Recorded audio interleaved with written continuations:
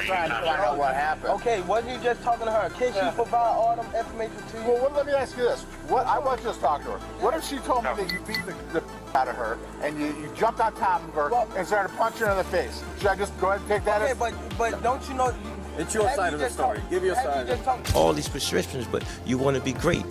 Being great is really pushing the Gervonta Tank Davis has finally broken his silence following reports of his arrest and the cancellation of his highly anticipated fight against Jake Paul.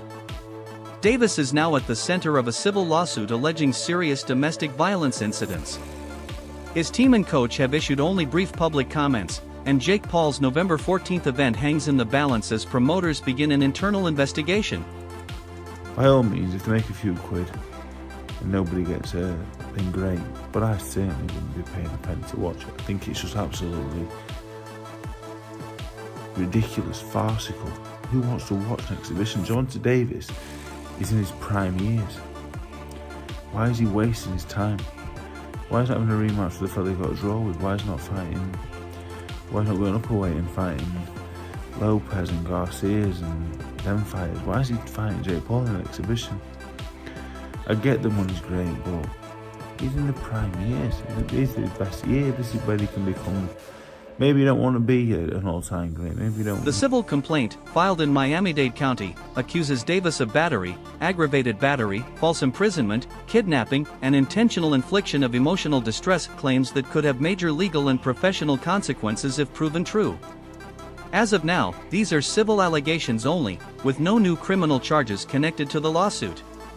Gervonta Tank Davis was arrested earlier this week for clothes, fish slapping his daughter's mother. What's a clothes fish slapping? Is it like this? Bro, you can't be clothes fish slapping women. You can't be slapping women at all. But don't you know your hand is like Thor's hammer? Bro, you can go to jail for even flicking somebody, man. Don't you got a fight coming up? Or are you trying to ruin your career? Davis himself has yet to make a detailed public statement. His coach has said only that Tank is doing great and that the team is trying to figure out what's going on. It's a careful response meant to keep Davis out of the media storm while legal advisors and promoters assess the situation. Most Valuable Promotions, Jake Paul's company, confirmed that it has launched a full internal review, stating it condemns all forms of violence and will determine next steps after gathering all the facts. For now, the fight technically remains on the calendar, but sources close to the situation believe the November 14th bout is likely cancelled rather than postponed. Sports journalist Dame Mara wrote on X, "I'm hearing it's being postponed.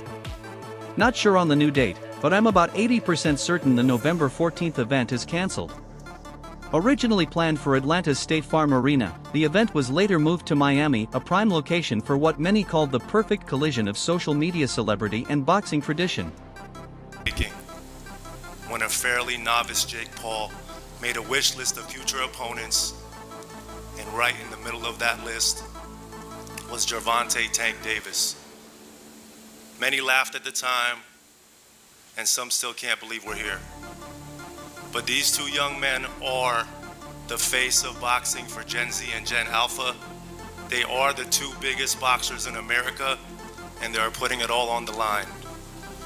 One has the speed, the skill, the accuracy, and the one-punch knockout power. The other has the size, the force, and the unbreakable confidence to make this must-see Netflix. The size difference. The matchup carried extra intrigue due to the weight and rule disparities. Davis, a lightweight champion accustomed to fighting between 135 and 140 pounds, was set to face Jake Paul, who has competed as high as cruiserweight. The official terms included a 195-pound limit and 12-ounce gloves. Davis questioned the setup publicly, citing the size gap and the entertainment-driven nature of the event, but a sellout seemed inevitable given the global attention surrounding it.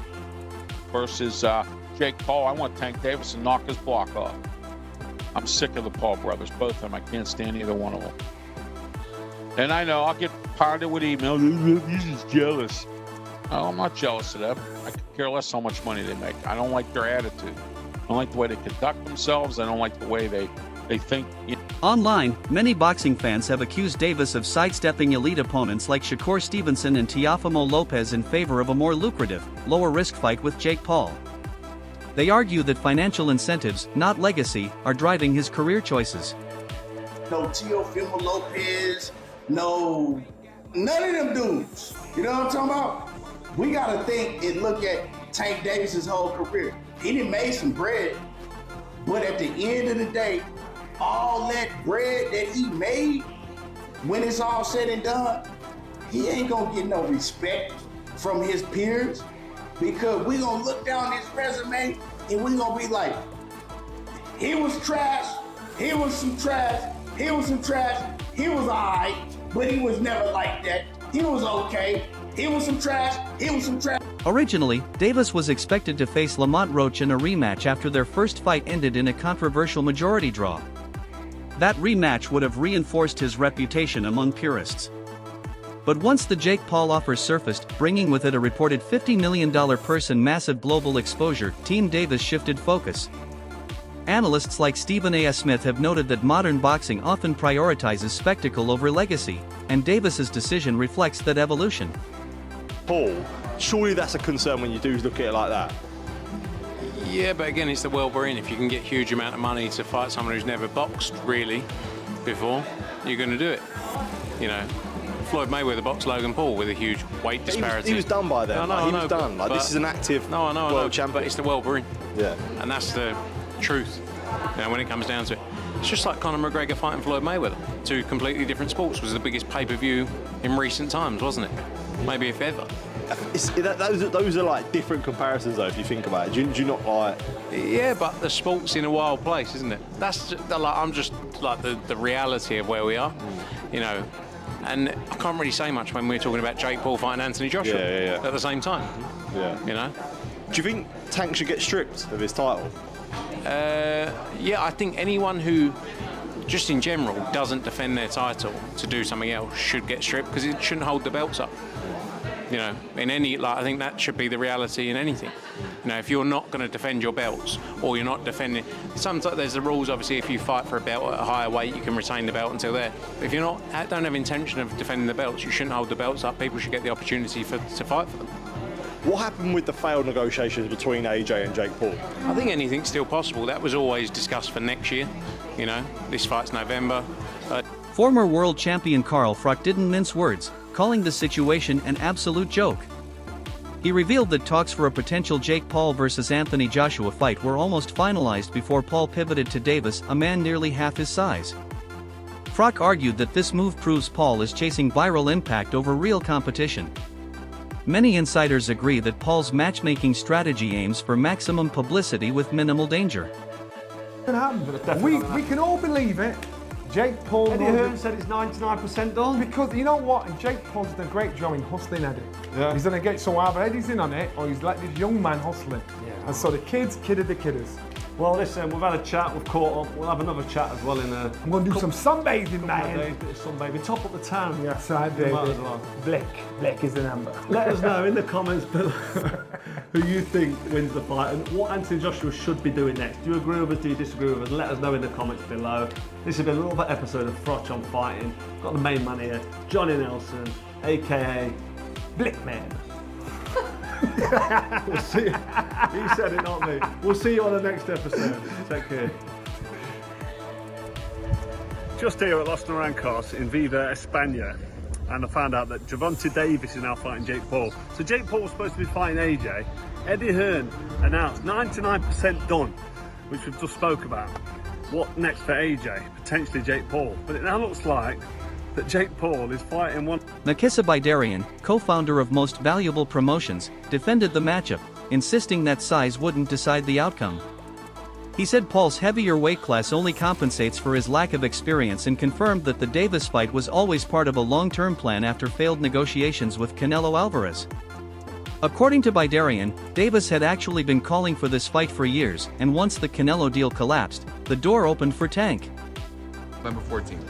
Whatever weight they want, man, they're talking about it, and whatever it is, it's going to be a definitive outcome. People can talk about pro, exhibition. We're going to make sure this is as real as it's real.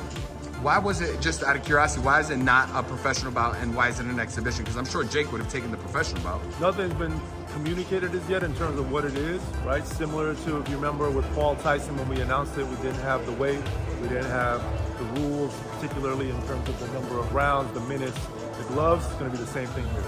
Gotcha. Can you just offer us any insight as to how these negotiations went? The reason I ask is because I remember back in March, I was at Tank's fight, and after his fight in his press conference, he was asked, next opponent. He said, well, my next opponent might have been in my locker room tonight, and people asked him, was it Jake? He made reference, he made allusion to. Has this been an ongoing thing, and has it ever, been at a point where it wasn't gonna happen and came back, or was this always the plan? Always been the plan for Jake to fight Tank once Canelo didn't happen. And to Tank's credit, he's a real bad dude, and he's been calling out Jake for 3 years. And people, it's funny. Bidarian also pointed out that while Jake Paul holds a clear physical advantage in height, reach, and weight, Davis's skill and experience far outweigh that. Tank has spent more than a decade as a decorated pro with world titles and highlight reel knockouts. His adaptability, speed, and timing have dismantled elite opposition, traits Paul has yet to face inside the ring. So is the skill and experience difference. One man has been doing this for 23 years, since the age of 7. The other picked up the sport 5 years ago and has virtually no amateur experience. So the size difference is what makes this plausible. The king of the jungle here is Tank Davis. He is the lion taking on the young elephant that is Jake Paul. The lion is looking at me like he's about to eat me. The lion is fast, he's fierce, and he's fatal when he strikes. But the young elephant is big, powerful, and hard to knock down. And come Friday, November 14th, the jungle will be set in tropical Miami, Florida, and the world will be watching. Meanwhile, Joe Rogan has taken a balanced view, crediting Jake Paul for bringing younger audiences to boxing. But he questions whether Jake is truly ready for a fighter still in his prime. Rogan notes that Paul's biggest wins have come against aging or non-boxing opponents, while Davis represents elite speed, precision, and ring IQ. Rogan respects Jake's courage but warns that in the ring, fame offers no protection from real punches. It's like, what if Jake Paul knocks one of them out?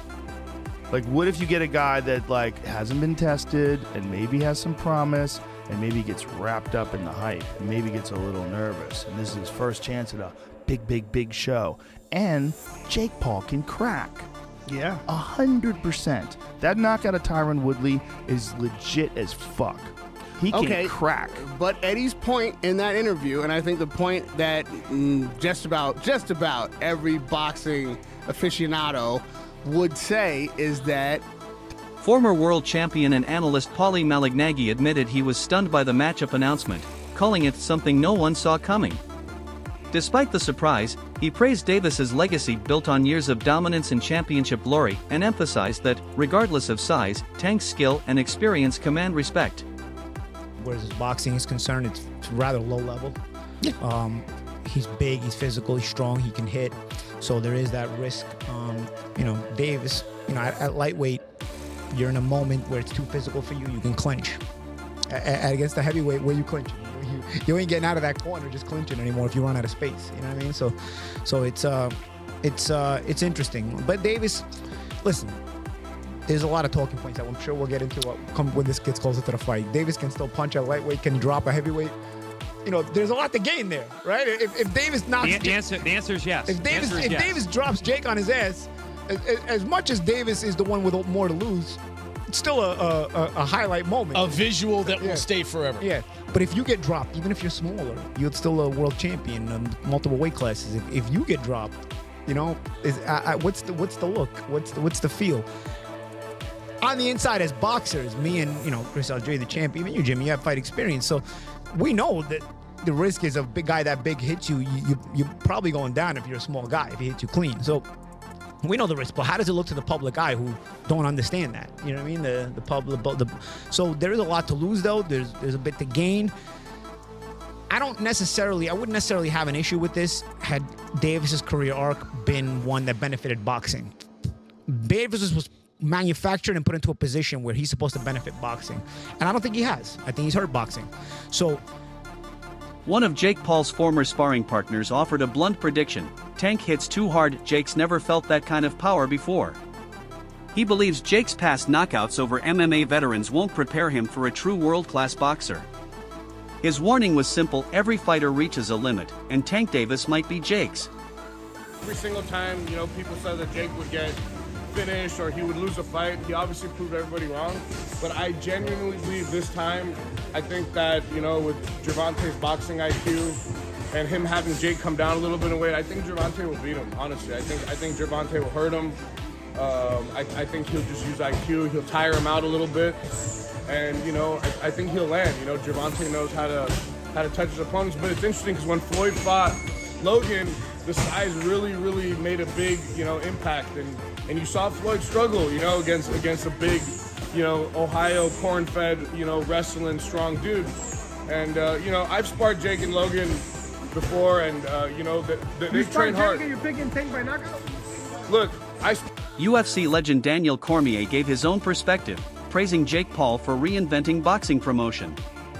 Cormier said Paul's Netflix fight with Mike Tyson introduced a new era of entertainment-based combat sports, blending mainstream media and athletic ambition. Whether fans like him or not, Cormier believes Jake has changed how boxing reaches the public, and that alone is a kind of success. Paul, who I believe, and I have told you guys this time and time again, he's much better than people give him credit for. One, Jake Paul is not an amateur fighter, like some try to say.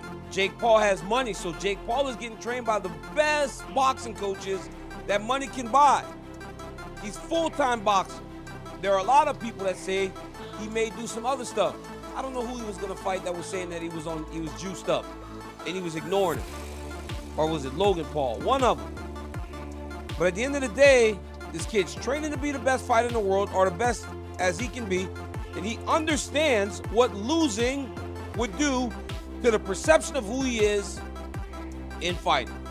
We were yelling so much about him fighting someone. Fight somebody your size. Fight somebody, a real boxer. Stop fighting MMA guys. There were so many things that people were mad about in regards to his level of competition and the people he was competing against. Well, today we learned that Jake Paul has his next opponent. His next opponent is by far the most credentialed guy. So what do you think? Is the Jake Paul versus Gervonta Davis fight collapsing because of low demand, or is this all a calculated business move? Let us know your thoughts in the comments.